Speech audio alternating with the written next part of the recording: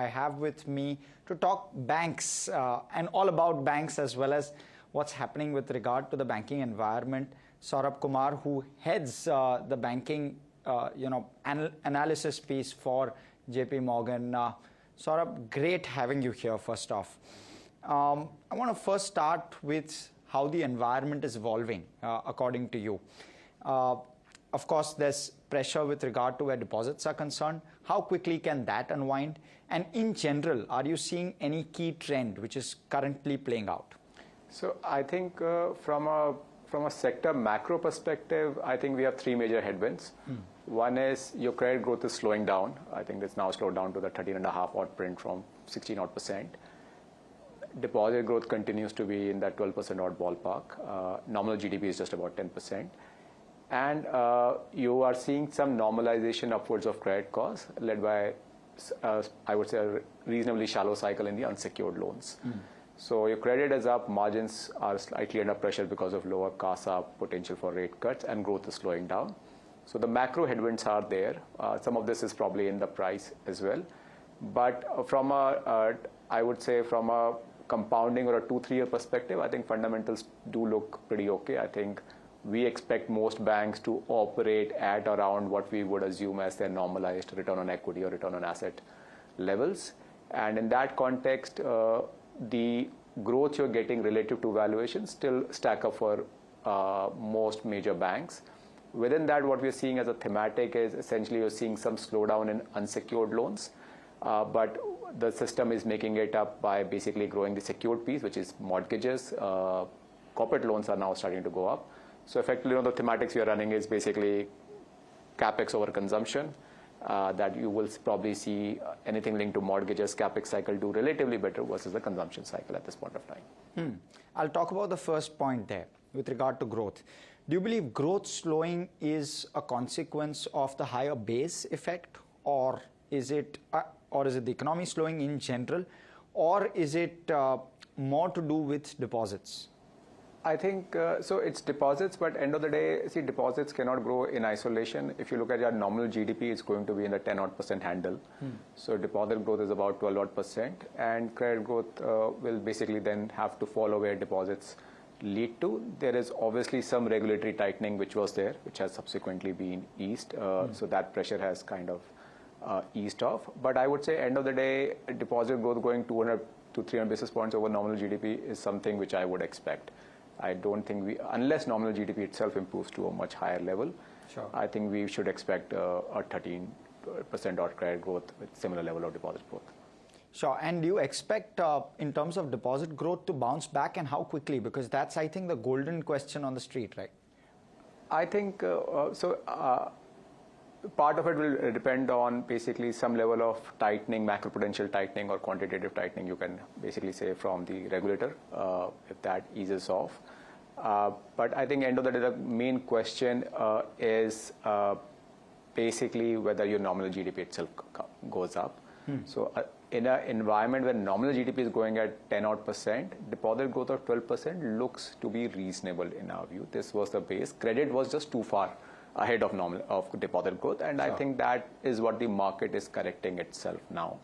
I think if nominal GDP were to surprise itself on the positive side because of the capex cycle or because consumption does much better than what people are assuming, then there will be an upside. But given where conditions are, given what the forecasts on nominal GDP are, I think 12% looks to be a reasonable number to think about. Okay. And, couple of moving parts where margins is concerned. One is, of course, the rate cut cycle right on the anvil, likely October, maybe end of this year. And the other piece, of course, is the kind of deposit growth pressure that's creating more pressure on margins. How do you believe margins to play out, and which banks, maybe not names, but even within the segment, SOE, private banks, or the smaller private banks, which ones do you believe will do better on margins?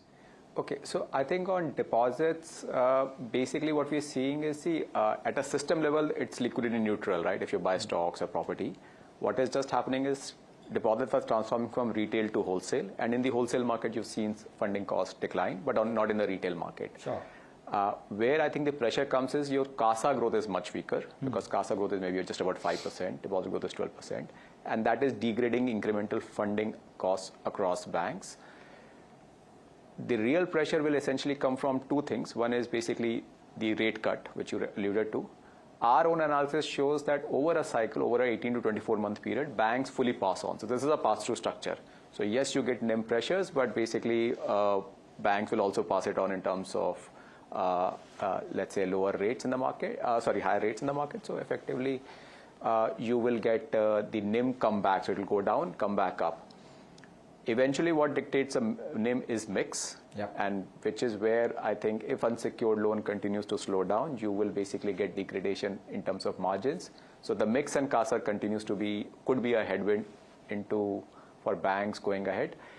Broadly, our expectation will be for a 50 basis point rate cut, about a 10 basis point margin degradation is likely. So I don't think anybody will walk away from this unscathed, at least at the banks. Okay. For NBFCs, you could see some level of improvement. Within private banks, I think some of the smaller banks, which are more auto-linked or have higher share of fixed rate books, but this is mostly your mid-cap universe, none of your large-cap universe, they could benefit slightly. Okay. But I don't think the benefit will be substantial in this environment, because when your margins go up, some of them may choose to reinvest that back into growth as well. Okay. And I'll quickly switch focus to the credit cost cycle, because that's been benign for a while now. Any reversal, any signs of reversal that you see, especially given a couple of pockets facing some issues? Yeah, so you're right. So we are seeing a cycle come through in the microfinance space, in the unsecured loan space. So that's reverting up. And that's also linked to some level of higher leverage we are seeing in the broader Indian consumer.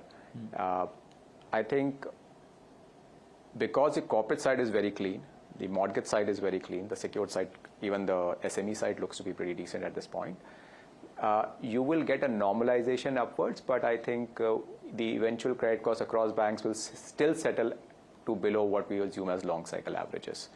And our base view remains that by Q3 or Q4 of this year, you should see anywhere peaking out of the unsecured cycle anyway.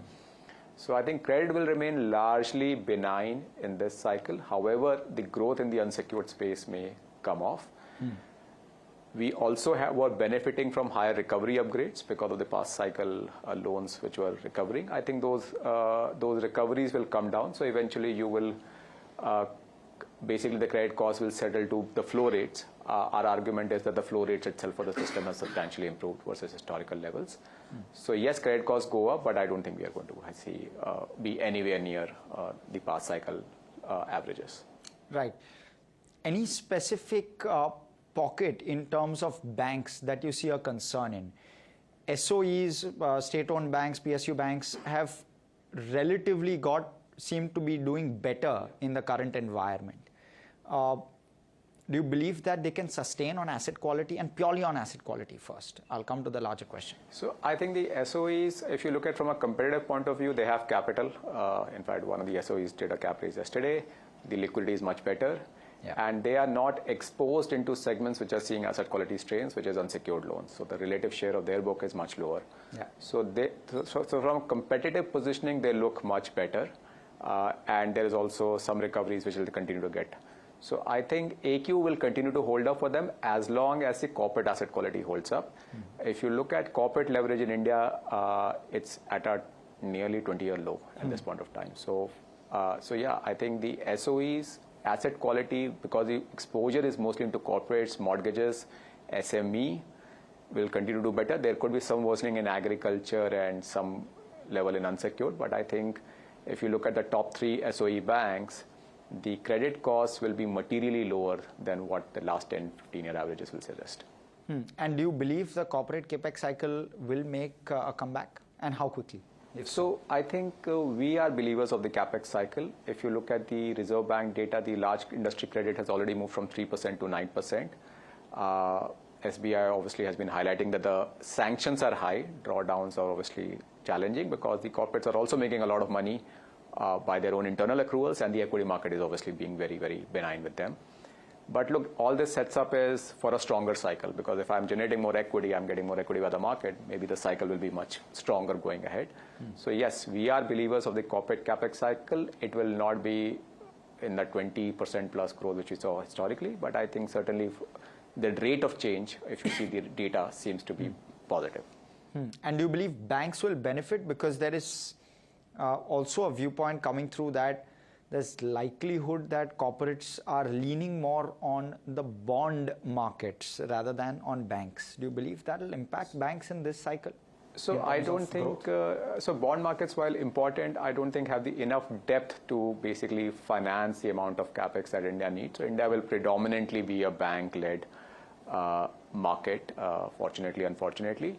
I think obviously these are lower profitability segments, but I think banks will have to basically figure out a way to make money out of this through other sources of revenues in the corporate relationships. But yes, I don't think bond market disintermediation is something which is very eminent for banks. You know, talking about both asset quality as well as corporate capex, struck me that, you know, maybe 3 or 4 quarters back, we had one of the top 5 banks CEOs come out and say that there's been some mispricing in corporate. Do you believe that that is one happening? Is there still some mispricing happening on the corporate side? And second, is that an area of concern, and is it on the PSU side of things? Where do you see it? So yeah, so I think in the AAA segment, the very high grade corporates, obviously the pricing is very, very fine. And but look, I mean, depends on the bank. There are SOE banks work at 0.9 to 1% ROA. Private banks have to make 2% ROA. So it depends on where you want to play this game. But I think, yes, but if you go one level down into, let's say, a single A, double A, I think you can still make the pricing work. But yes, for the AAA segment, the pricing will be competitive, will continue to remain competitive. And that's the fact of life now, right? And, you know, there's been a large shift in investor perception from asset quality or giving better valuations for good asset quality to better ROAs, better valuations for better ROAs. You believe that shift is real? Will it continue? What's your sense? So I would say more than ROA, it's growth now, because see, when India was going through a credit cycle, there was a lot of premium given for underwriting quality. That if you could underwrite loans, even if you're not growing, market was giving you very high valuations because everything was blowing up. Sure. Now that the environment itself is like every SOE bank itself, or every bank in India has very good asset quality more broadly, I think the focus has shifted now who is growing faster. And in that environment, your liquidity and your relative exposures tend to matter more. And that is what I think markets will chase, basically who has faster revenue growth or loan growth. I think that's the main. Sure. And globally, banks trade around core revenue growth anyway. Right.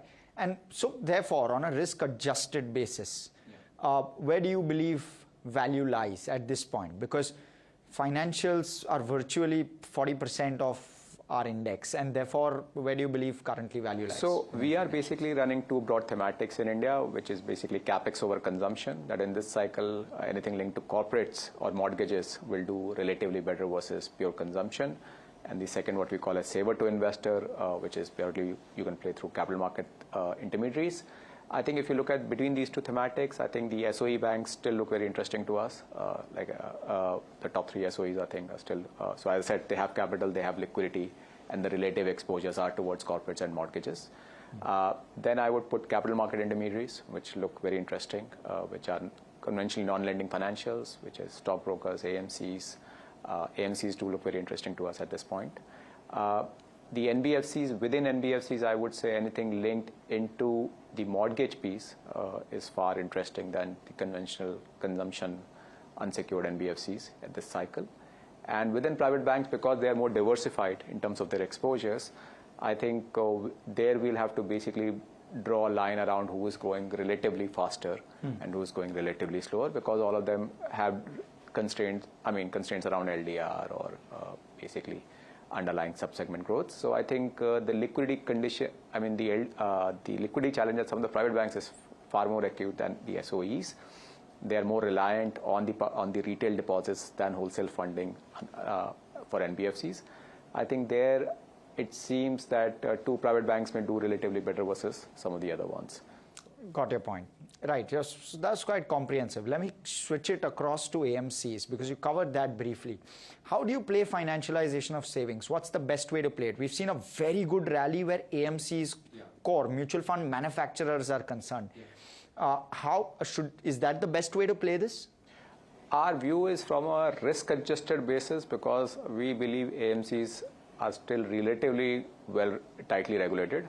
I think look to be much better placed.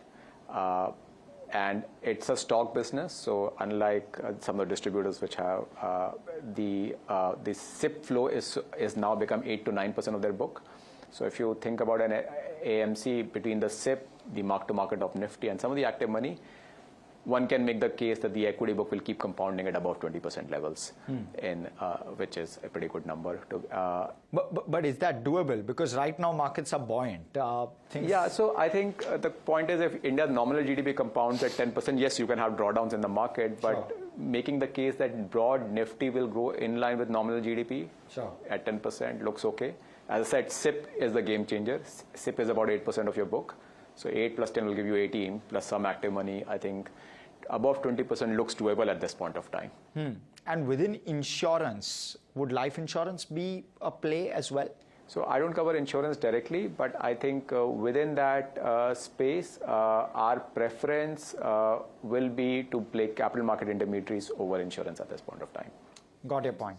Got your point. And within banks, you did speak about private banks, larger ones, having the better cushion in terms of risk reward. What about the smaller ones? What are the risks that one needs to be mindful of there? So I think the risk there is essentially some of them are more exposed into segments which are under the weather right now, which is microfinance exposures at some of those banks, or unsecured loan exposures at some of those banks are relatively higher, just as a percentage of overall book, which looks to be higher. And the second is essentially because they are banks and non-banks, there is still, the risk is that if any of the private bank is forced to increase deposit rates in this environment on the retail side, they will be forced followers in the market. So I think the smaller private banks, given the relative exposures, do look relatively weaker at this point of time versus the larger privates. But yes, there are certain subsegments of value even within that. But at least the big 3-4 I can think of, I would not be so positive on them at this point. Right. I know I've overshot. Maybe last question. Changing trends, right? What we've seen over the last 4 years is the trend has shifted from branch banking towards tech. It's obviously very clear that the answer is somewhere in the middle. But how much in the middle? Is branches still going to be a core given the way India is, and a lot of us, or rather a lot of India does not have access to tech or are not comfortable with tech? How should you look at it in terms of placing our bets from a longer term perspective? I think branches are going to be very relevant. I work at JP Morgan. JP Morgan in the US itself is a big believer of branch banking. So I think branches are very relevant to banking in India. I think if you look at branch per capita in India, it's still abysmally low. Yes. And the branch productivity, there is a lot of room to even improve branch productivity in many of the banks. So I think branch will remain important. Obviously, the efficiency of branches can be improved with tech. But look, end of the day, an offline relationship carries far more value than an online relationship. And to that extent, we think branch growth will be a very important determinant of deposit growth. In fact, for most of the banks, you can pretty much draw a linear relationship between branch growth and deposit growth. Okay, great. Thank you so much, Saurabh. It's been a very comprehensive conversation. Thanks so much for chatting with us. Completely out of time on this one. Stay tuned to NDTV Profit. Thanks for watching.